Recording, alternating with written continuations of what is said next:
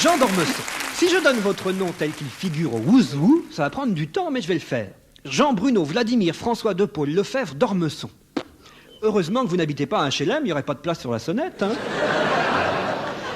Jean Bruno Vladimir François Paul Lefebvre d'Ormesson. Je peux tout vous expliquer, vous savez. Devriez aller aux enterrements dont rende compte le Figaro, on aurait toujours l'impression qu'il y aurait du monde.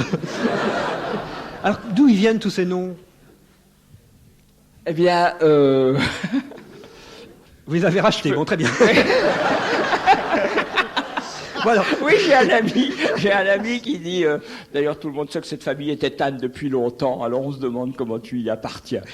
Journaliste, en tout cas, écrivain, on vous doit entre autres les illusions de la mer, la gloire de l'Empire, au plaisir de Dieu, Jean qui grogne et Jean qui rit, l'histoire du juif errant, j'en passe. Encore. J'en passe, monsieur le comte, je vous prie d'en excuser, monsieur le comte. J'utilise beaucoup monsieur le comte parce que comte c'est un joli titre et c'est le seul que j'ai pu lire de vous en entier.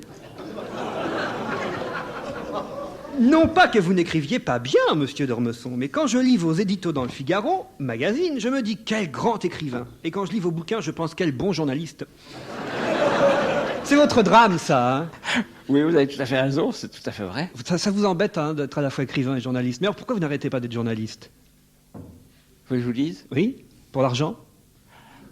Vous savez, il y avait eu une enquête. Ne contournez pas les questions. Ne contournez pas. Oh. Je réponds franc et net, c'est pour le pognon, voilà. Il y avait eu une enquête des... Allez-y, répondez, monsieur d'Ormesson. Il y avait eu une enquête des surréalistes, il y a 60 ans, qui disait « Pourquoi écrivez-vous » Alors tous ceux qui disaient « J'écris parce que j'ai des choses à dire », c'était renvoyé. Et il y en avait deux qu'ils avaient gardés. L'un était la réponse de Valérie « J'écris par distraction ». Et l'autre était la réponse de Drieux-La Rochelle « J'écris pour devenir riche et célèbre ». Voilà, ça c'est une bonne réponse. Ça c'est une assez bonne réponse. Et puis quelquefois aussi on écrit parce que... Pourquoi vous dites des conneries, vous, par exemple, hein? Pourquoi? Pour le pognon.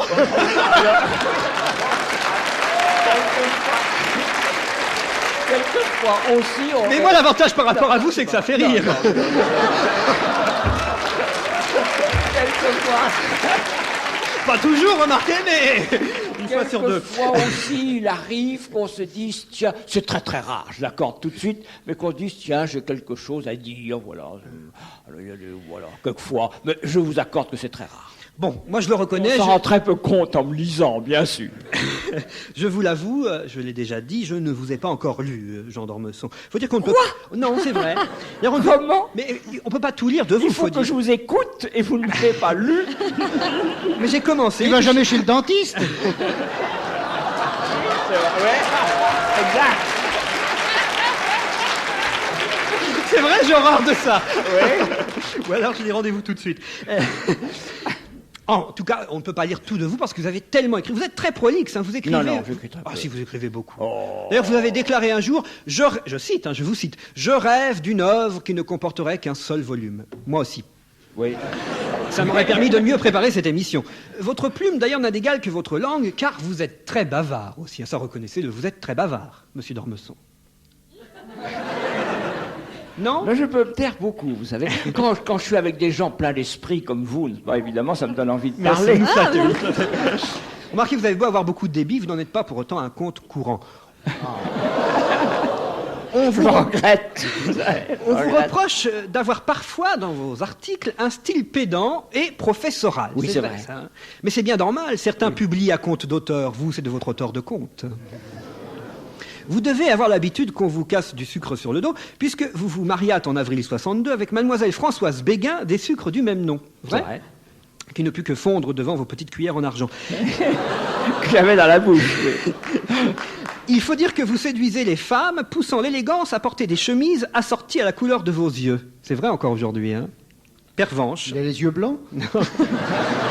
Non, c'est Pervenche. Tu peux pas comprendre, mais moi je trouve qu'il a les mêmes yeux que Francis Huster. Ça y est, l'autre, elle pète un...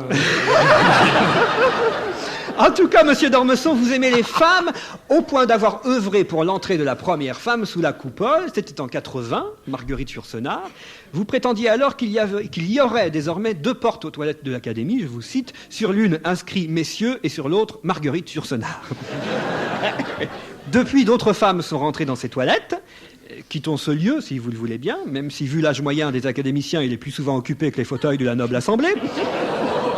C'est vrai, ça doit être souvent occupé, non? Oui, bien sûr. Vous savez, Mauriac disait qu'à l'Académie, il y avait un mot qui était écrit sur tous les murs. Ah, je disais, quel mot? Il disait prostate, prostate, prostate.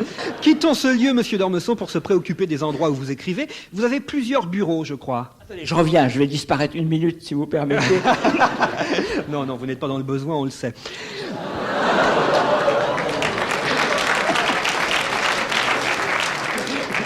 Vous avez plusieurs bureaux pour écrire, Jean d'Ormesson.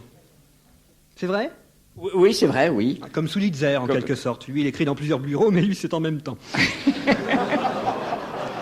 De toute façon, Jean d'Ormesson, sachez que nous sommes ravis de vous recevoir dans cette émission, d'autant qu'on a souvent parlé de vous ici quand vous n'étiez pas là. Autant le faire en votre présence. Merci. Oui.